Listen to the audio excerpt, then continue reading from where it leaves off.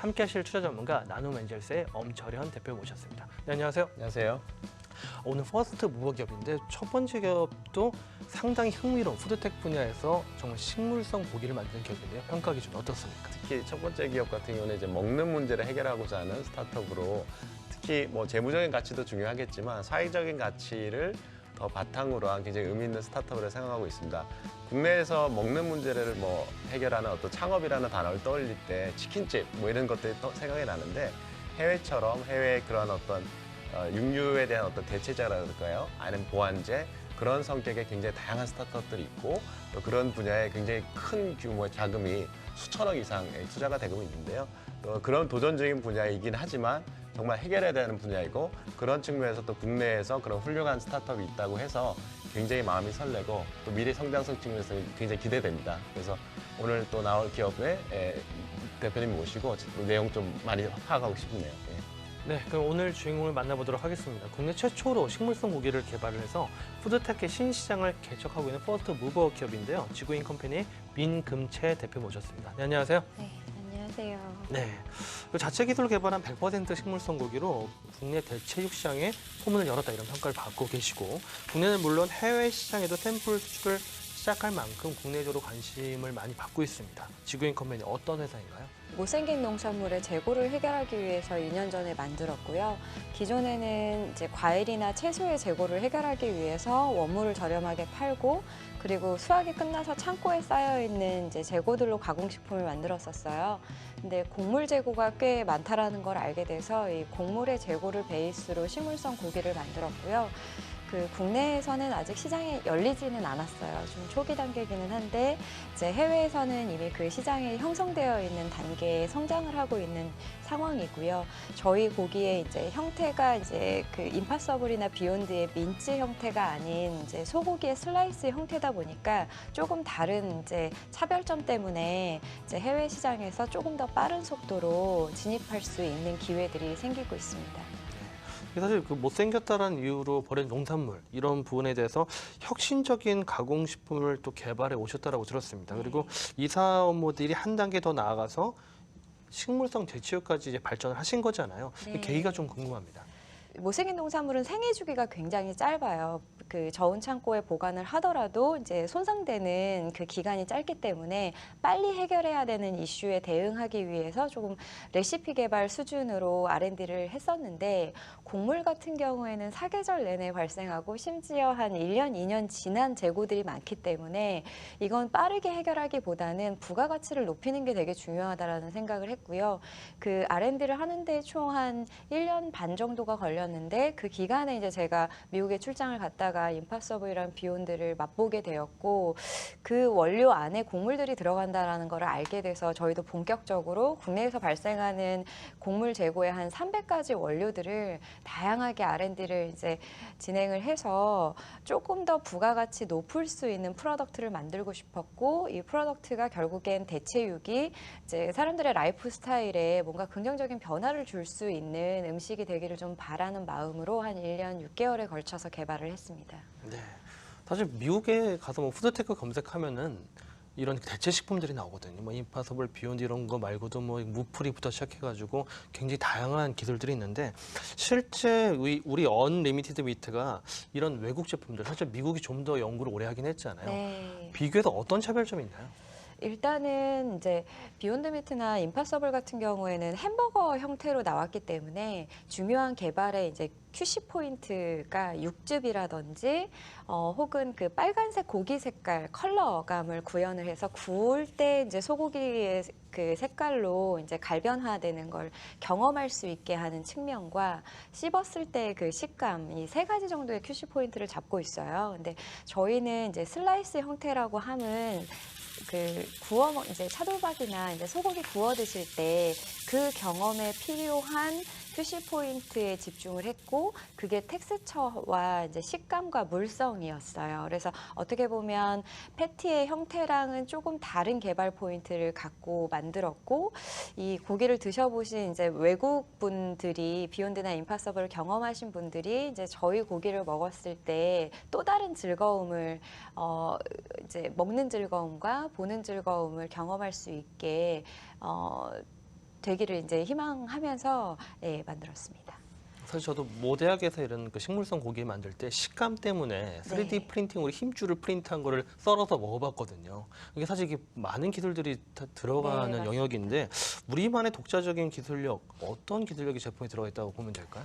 일단 단백질 성형 압출술이라는 이제 기본 기술력을 갖고 있고요.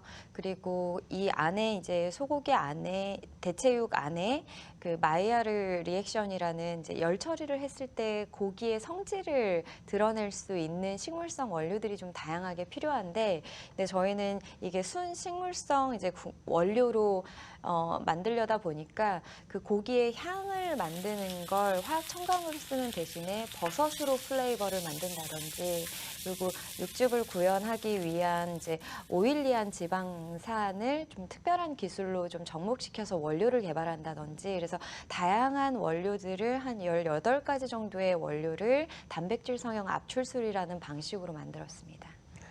이 고기 향과 노릇한 색을 내는 기술을 지금 구현을 해내신 거잖아요. 네, 생물성 네. 원료로요. 굉장히 놀랍습니다. 근데 이게 먹어본 소비자들의 반응도 좀 궁금해요. 소비자들은 이게 네. 먹고 식감이 고기랑 비슷하더라 뭐 이런 반응을 네. 주었나요? 그 들어가는 재료에 단백질의 요소가 될 만한 것들을 저희는 그 못생긴 농산물의 재고 중에서도 쓰지 않고 버려지는 또 하나의 부산물들이 있어요.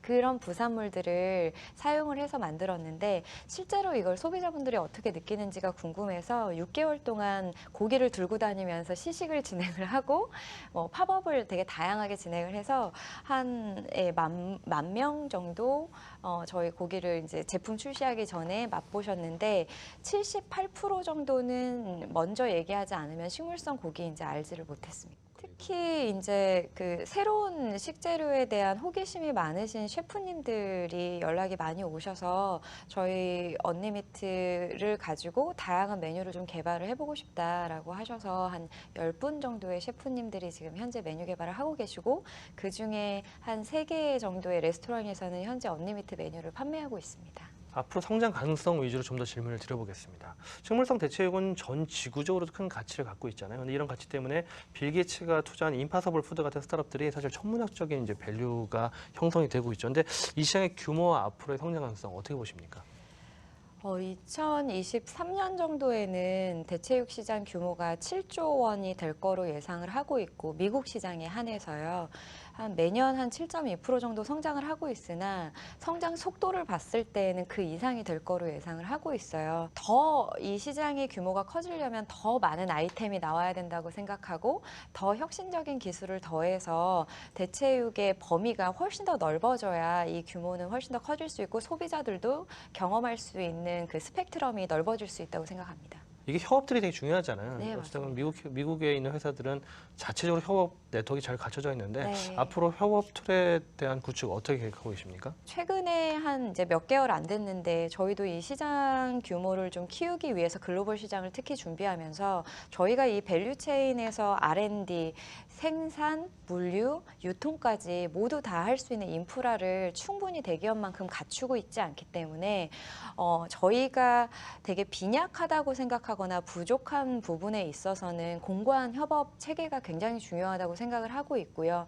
R&D나 사실 제조 측면에서는 사실 저희가 가져가야 되는 그 핵심 역량을 갖추고 있기 때문에 이 부분은 저희가 책임을 지지만, 사실 유통 부분이라든지 혹은 물류 부분이라든지 이런 부분에서는 크고 작은 이제 스타트업부터 시작해서 대기업까지 협업 체제를 지금 구축해서 진행하고 있습니다. 식물성 고기 외에도 이미 못생긴 농산물로 가공한 이런 제품들을 상당히 성과를 올린 걸로 들었습니다. 근데 대표적인 그런 류의 제품을 좀 소개 좀 해주시고 현재까지 성과 지표도 좀 공유해 주시죠. 네, 지금까지 이제 매월 저희가 한 3-4개 정도의 못생긴 농산물 원물을 판매하고 있고요. 2년 동안 저희랑 거래한 15개의 개인 농가 같은 경우에는 재고가 제로가 됐습니다. 이게 매출 규모로는 사실 한 5억 정도 수준이고요. 그 기존의 이제 농부님 입장에서는 폐기 처리할 때 보통 1kg에 한 700원에서 1,000원 정도의 폐기 처리 비용을 내세요. 그래서 폐기 처리 비용을 절감한 것뿐만이 아니라 없던 추가 수익이 기존 대비해서 한 20-30% 정도 수익이 이제 발생을 했고요.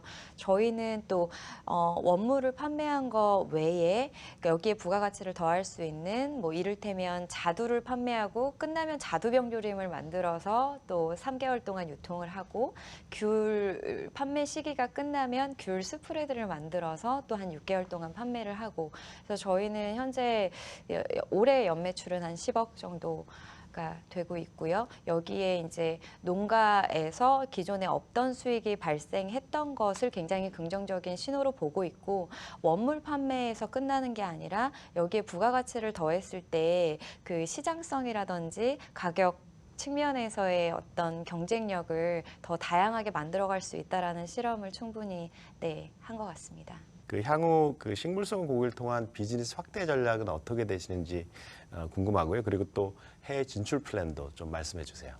네.